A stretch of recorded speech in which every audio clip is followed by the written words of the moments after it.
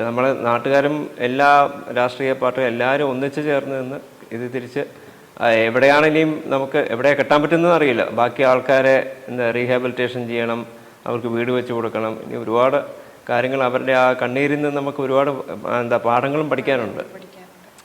വലിയ കഷ്ടമായിപ്പോയി. ഒരിക്കലും ആർക്കും ഇത് ഇന്ത്യയിലല്ല ലോകത്ത് തന്നെ ഒരിക്കലും ഇങ്ങനെ പ്രകൃതി ദുരന്തം ഭയങ്കര ഇത് അമേരിക്കയിൽ തന്നെ എവിടെയോ ഒരു സ്ഥലത്ത് റോഡിൽ കൂടെ നമ്മൾ റോഡങ്ങ് പിളർന്നു പോയി. ഇപ്പൊ ഇത് പ്രകൃതി തിരിച്ചു തരുന്നത് നമ്മൾ ചെയ്യുന്നതിന് ഫലമായിട്ടാണെന്നുള്ള രീതിയിൽ ഒരുപാട് ആളുകൾ പറയുന്നുണ്ട്. അപ്പൊ നമ്മളെ ഒരു അപകടം പറ്റിക്കഴിഞ്ഞാൽ അതിനെ നമ്മൾ ക്രിട്ടിസൈസ് ചെയ്യരുത്. നമ്മൾ പറയും സർക്കാർ നോക്കിയില്ല, സർക്കാർ അവർക്ക് വീട് വയ്ക്കാൻ കൊടുത്തു. പക്ഷേ അവർക്കും അവർക്ക് എവിടെയെങ്കിലും താമസിക്കണ്ടേ? ഇങ്ങനെ ഇപ്പോൾ ഇവിടെ തന്നെ നമ്മളെ പൊന്മുടിയിൽ തന്നെ, പക്ഷേ പൊന്മുടി കുറച്ചുകൂടി സ്ട്രിക്റ്റാന്ന് തോന്നുന്നു. വലിയ അധികം കെട്ടിടങ്ങളും ഒന്നുമില്ല.